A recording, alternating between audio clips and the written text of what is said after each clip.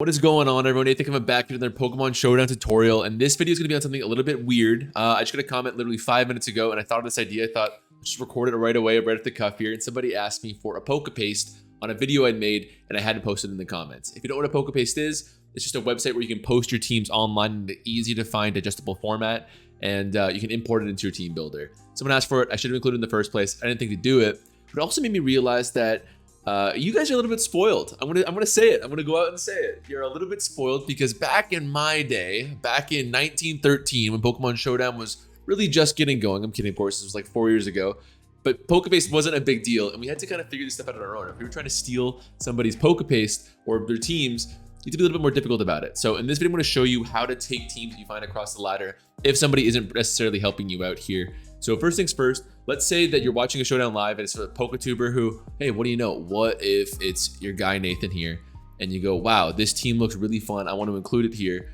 So you go to the Pokepaste in the description right there. You are going to, well, you can just drag, right click, copy paste. You can do that if you totally want to. I will just Control A and then Control C. And then you're gonna press this big import button here in the Pokemon Showdown team builder. You know, play, monotype, same thing right there. My team builder is getting a little bit swollen here. We need to start deleting some teams. It's taking a little bit too long to load, but anyways, press import, Control V, boom, it's done. And let's say you go, oh, dang it, I really want to have a different Pokemon in here. Oh, this isn't a monotype team at all. I think this was, I don't remember what format this was. I think it was AAA. Yeah, that's right. Yeah, the Intimidate Zygarde's kind of a giveaway there, isn't it? Sorry, that's neither here nor there. But I also realized, what if you want to change something new? So you find a set on the Smogon Strategy Pokedex that you think looks fantastic, like this Wandering Spirit Hippowdon. That is such a crazy tier, I tell you. So again, same thing. There's a big, export button here. You copy that, Control C. You can replace, let's say we're swapping out the Swampert in this situation. Import, export button. Boom. Get rid of just one mon there. Easy peasy, lemon squeezy. That's the easy way. That's probably how most people are used to importing teams. You could even just do it a very basic, straightforward way like this and like this, because it does just give you the information and be like, okay, Corviknight didn't import here, so we'll go Corviknight. And I see it's got 248 HP here, and I see it's got 252 defense and 8 speed def, and it's relaxed. It's got leftovers, it's AAA, so you can decide its ability here. And then Brave Bird, U-Turn, Roost, Defog, Boog. So same thing. Anyways, super basic. You guys are all probably used to that. That's a very straightforward way of getting your imports there. But what if it's not that simple and you've got a stupid YouTuber in your hands like myself who forgot that the Pokepaste in the description and you really want to use the team? What are you supposed to do? This is what I would do back in the day when I really wanted a team from some sort of PokeTuber or whatever, and I couldn't figure it out. You're just gonna go into the description here. You're gonna find them playing the battle, and you're gonna wait. Obviously, you can import the sets when you see what every mon is running here. But oh, let me see if I can find it here. I want to wait till I switch to this Ferrothorn. See, you pause when they switch to the Ferrothorn. It really is like you'll be scrubbing through the VOD thing by thing here. A useful tip is that if you press the dot or comma button, it'll move it forward frame by frame, actually. So if you are really trying to get that one specific moment where they mouse over it, you can do it like this. So I'm not going to do the whole thing because it takes about 5 to 10 minutes to steal a team this way. But yes, we see a Ferrothorn here. Add Pokemon. This is Gen 5. So Ferrothorn. I imagine it had leftovers. I imagine it had Power Whip and Spikes and Leech Seed. This is my own knowledge coming into the forefront here. It had Knock. Wow, I was a little bit off there. Spikes, Thunderwave. Wow. Knockoff back in Gen 5. Wasn't I feeling spicy? And did have Power Whip, sure. And so then exact same thing here. We're going to see, okay, its defense was 330. And so we're just going to adjust the stat here until we get to 330. Okay, 330, you can see right here that I adjusted until we got to that point. And then, oh, that's the old Smogon set there. Speed def was also at 330. Okay, so we're going to adjust that. Got to be way higher. 330. And that doesn't take nature into account yet. Did I do this video without a nature? Oh, because we had HP investment, of course, yeah. Stupid me. So we'll go here. I'll go back to 330. So if you're a super newcomer, you don't understand what I'm doing right now. I'm fitting the EVs. You have 252 to distribute across all the stats. You can also give a nature, which is a 10% boost to one stat and 10% decrease to another stat. Most of you guys probably know that though. But anyways, so I'm gonna go back down to 330 there. My mistake. Everything's going to HP right now because we want to hit 352 HP, I'm willing to guess. And that's exactly the case. So we've successfully stolen this Ferrothorn set. It's actually somewhat mixed EVs there. So there you go. We get that one. And then we'll try to find another model. I'll do one more. Oh, see, I just swung by that Latias earlier. The Latios. Going frame by frame here. This is the technique. This is all it was. Back in my day, Pokemon in 1920. Boy, what a time to be alive when Pokemon came out for the Nintendo 3DS back then in the roaring 20s. It was fabulous. If not for, you know, the rampant disease and income equality. Income depression wasn't great either. We knew back then, but we were still playing Pokemon. Good historical political commentary from Nathan on this tutorial video here. We got the moves in there. We see 350 speed. That's almost certainly going to be max speed, and then timid, boosting that speed on top of it there. And then, yeah, just the nature of the set's pretty easy. 359 special attack, I'm gonna bet. Okay, I see it's kind of blocked there with the choice specs showing the buffed special attack number there, but I can tell you it's 252 special attack. And then we'll lastly shore it up here with, there's definitely a 1 or 2 EVs put into defense and special defense. So 197, 256. Looks like that went to defense. There we go. That's simple. Do it for all of them. Again, it takes about 10 minutes if you know what you're doing. If you got, you know, even if you don't have 2 monitors, you can just do it this way. Kind of parse through it like that. Boom, boom, boom, boom. For what I'm doing, Windows key arrow left or arrow down. It's pretty useful. People don't do this enough. Although people don't have 2 monitors enough, which, you know, I'm fortunate to have. It's a, whew, we're streaming? My God. Anyways, I'm losing the narrative a couple of times here. The third and most difficult way you can steal a team though. Let's say it's not off a Showdown live. You don't get to see the battle from their perspective, and AKA you don't get to see the stats like this. Like it's one thing if it's like this, you can see the stats, but what if we're talking about a replay? Because I'm not sure how much of my audience is using the replay function on Pokemon Showdown a lot. It's really useful, you know. It's when I'm really digging into a tier, I spend just as much time watching replays and like looking at the top replays and seeing what teams are getting more and more usage. Even if you go into tournament threads after the fact where replays are posted, you can see top players and what they're bringing to the tournament scene. It's a really, really informative way of playing the game, and you can just kind of turn off your, you know, stressful, I'm trying to save ladder points, and turn on your analytical brain. Good way to get better. But yeah, let's say I'm looking at this and go, okay, it's the top of the ladder, and this semi-stall team from NDLT looks nasty. I really want to use it so badly. So we will start off. We're going to steal this team. It's the hardest way to take a team for sure, but definitely not undoable. I still do this to this day if I want to steal a team. I'm shameless. You know, we got to do what we can here. So let's try to skip to the end of the thing here. It's semi-stall versus bulky offense. So we're probably looking at about 100 turns I'm willing to bet here. I was wrong. Semi-stall got smoked. Oh my God. I actually should watch this replay. This looks nasty. But anyways, we can go through this now. It shows you all the mons who have used moves over the course of it. So we see this, we see that Ditto was obviously just sacked and getting a chance to get a single move off. It doesn't tell us too much. Luckily for us, it's a Ditto, so we know exactly what it's going to do. It's going to press transform. But yeah, we can look at the set. We can be like, okay, it's a Hippowdon with Stealth Rock, Toxic, Slack Off. So we'll do that. Oh, this is the wrong format.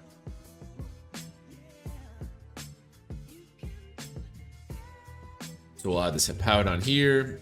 Got a Hippowdon, Toxic. Oops. Toxic boost Hippowdon. That would be something. Toxic, Slack Off, Earthquake. Probably got Stealth Rocks. Let's take a... Oh, that's the wrong replay again there. It's probably... Oh, it's got Stealth Rocks. Okay, so the last move is definitely Earthquake there. So we just know that. That's awesome. So again, somebody's going to figure this stuff out. If you have a half complete set, for example, like this Skarmory. So let's say you're a newcomer and you go, okay, Nathan, it's one thing for you. You're kind of using your own intuition here and figuring out which bonds are using what sets. Well, I can go to Skarmory. Again, I can input it here. Skarmory. And it seems to have spikes and do body press, iron defense. That's kind of fun.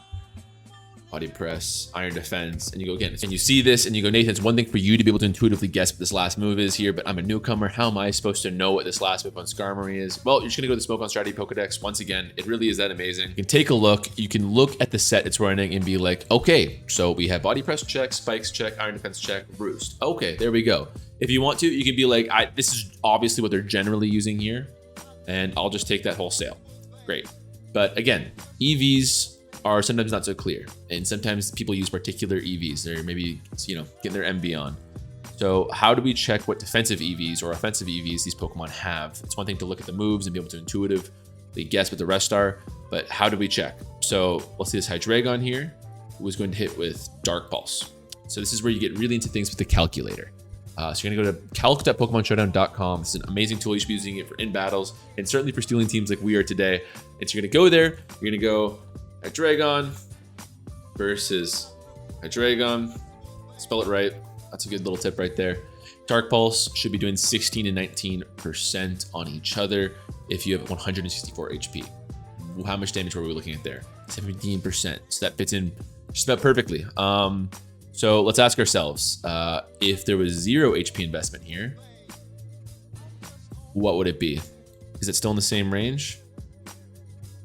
Seems like it isn't. So yes, we see this. If we go 0 HP EVs, we see that this opponent Hydreigon would be doing at least 19% damage here, and it didn't. So we know for a fact that they've got that 164 that this Pokemon battle calculator's already got loaded in here. So we know they've got at least 16%. We can't get an exact range too, because they could also have 252 and have gotten a top roll right here. So we know that. And that suggests that they had 92 special attack on the opponent's side too. So that's like a good way of figuring that out. So now we have that Hydreigon set pretty much exactly. We know they're 164 HP, 92 special attack. So we can add that one into here right now. Dragon, and did they have Life Orb? Did we find that out? They've got leftovers. Okay, looks like lefties are in play. That's always an easy item to find. Sometimes they're using things like, you know, a Dark Plate or a Twisted Spoon or some like really particular items that only boost attacking power by a little bit, and they don't have an obvious tell like a Life Orb, which drains your HP after you use it. That can be a little bit tricky, but luckily with something like leftovers or Life Orb, it's very obvious to tell what they're using. Dark Pulse, the move's so nice, you use it twice. We got Roost in there. They revealed Flamethrower. That's nice. They also revealed Earth Power. And actually, we're just assuming that based on the original set here, that they could have Defog instead. Roost, Earth Power, Flamethrower. And here we're going to use a little bit of our mental power here. So we know that Skarmory must have Roost. This is a defensive team. There's no way Skarmory isn't going to have Roost and is going to have Defog over that. That makes no sense. Does not have hazard removal, does not have that's a tongue twister. Does not have hazard removal on Ditto either. Reuniclus does not have hazard removal, and neither does Toxapex. So that means that whatever Hydreigon's last move is, it's got to be Defog. So they didn't reveal it, but we do know that to be true. So it looks like that Dark Pulse on my part was wrong. Defog right there. Let's do one more. Let's see if we can scout Reuniclus's set here. My guy. My absolute guy. It's a somewhat long battle, so it's a little bit laggy for me. Reuniclus is going to come in. They take 87% from a Dark Pulse. So again, we've got this Hydreigon set loaded in. It's great that we found that out to the T. Reuniclus going to come in. 60 to 72, it says on this calc, if it's got max HP. And our Reuniclus in our replay took a whopping 87, no crit. So that means that this thing does not have that much HP investment. This is incorrect. So let's go down until we reach 87 here on the right. 87. This is probably a little bit too into the sticks for most newcomers. I kind of am treading the line right now between catering my videos towards newcomers, but also towards, you know, offering some useful insight for maybe for some experienced players who want to know. And this is kind of what I'm catering to when I'm going deep into the calc like this. But if you're a newcomer and you're just seeing me like nitty gritty adjust these calcs and stuff, you're probably fine. Just go to the replay, look at the 6 Pokemon, and then go back and forth between Showdown and go, okay, OU, or actually this is National Dex, bada boom, import done. If you're a newcomer, leave it there. The minutia is probably not as important as you getting comfortable with the team. But if you know what I'm doing about with the calc so far, and I haven't overwhelmed you with this little bit of minutia right now, we can look at it and again realize that, yeah, 87, that's actually, maybe that Hydreigon does have more offensive investment than we thought this whole time, based on the damage they were doing to Hydreigon. Maybe the Hydreigon had more HP than we originally thought, because 87 shouldn't even be possible against a Reuniclus, as far as we know. So maybe this guy was, now we're doing a bit of puzzle work here. That seems to be in range, and it looks like our opponent's Hydreigon isn't a defensive one with a Roost and Defog like this one is. It looks like this guy's got is a hit and run Scarf Runner. So they got U-turn, Dark Pulse, Draco Meteor, stuff like that. So that would make sense why they would be full special attack. So this this is a good example of how you can adjust it on the fly here. So we assumed based on the damage that Hydreigon took earlier that it was a certain EV set, but that might be incorrect now. So anyways, we can see that Reuniclus took that much HP. Let's see if they get an attack off. Probably not. So to finish this Reuniclus, we'll go back to Hydreigon to adjust them with this new information we've just gleaned. But let's go back to Reuniclus and see if they use an attack. We're in there, but I think they got walled by this. Oh, hold on. Recover. They've already used Thunder. They only use it once. Is it here when the extra drill comes in?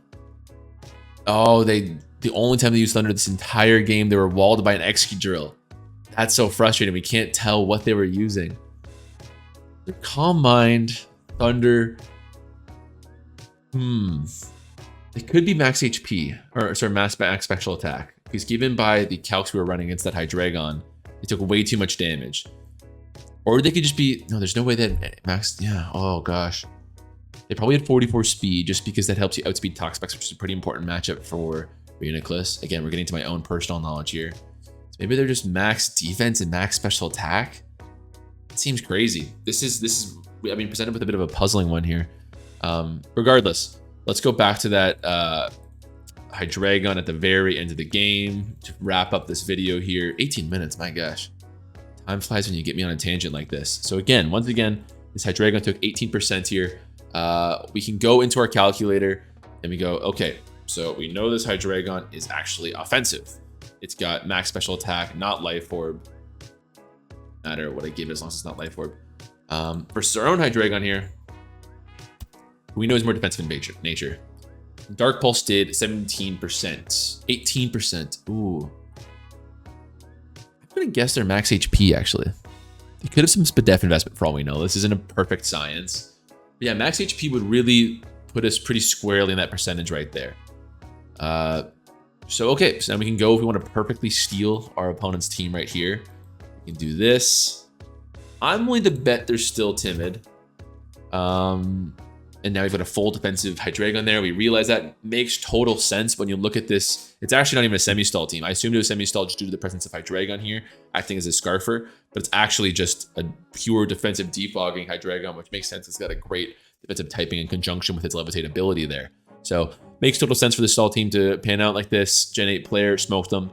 And yeah, you get the idea. We can do that with everything. We can kind of, if you really want to find a team like this, you can piece things together. If you're a newcomer, just steal the sets from Smogon once you see the 6 Pokemon lined up like this.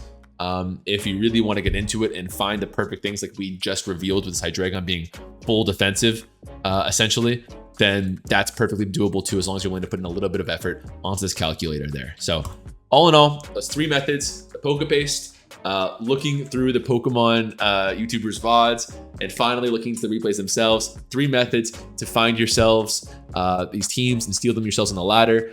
I will mention at the end here, this is a video literally about stealing videos, so perhaps this is mentioned too late, but you are stealing somebody's idea with what I'm suggesting here. And it's not like a little crime that you're taking somebody's intellectual property, but it is kind of scummy to do it without permission. I think it's one thing to try it out for yourself, but if you were to take, you know, NDLT 2XLT's team into a tournament setting without the permission, it strikes me as a little bit scummy. I always find that a difficult line to balance as a YouTuber. If I want to use a team, I see a team like this, I want to use it. I think my viewers would enjoy it.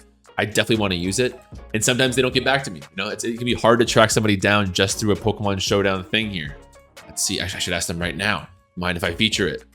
They're offline. There's nothing I can do about it. You realize my problem here. So I don't really know what my point is about this. I'm not necessarily discouraging stealing Pokemon teams. At the end of the day, it's like, I don't think it's a big deal. I've never met a single person who has been upset about me using their team. I'd be surprised if one of my viewers here were to go into the same, had that happen to them. But it's worth noting, you are stealing somebody's idea, and it's not necessarily super moral. But just something to keep in mind. I hope you guys enjoyed. I hope if you're a newcomer and you are having trouble adapting to these new teams, that you get some use out of what I just shown today. Kind of a rambling off the cuff video here, but I had fun making it. I'll catch you guys next time. Take it easy.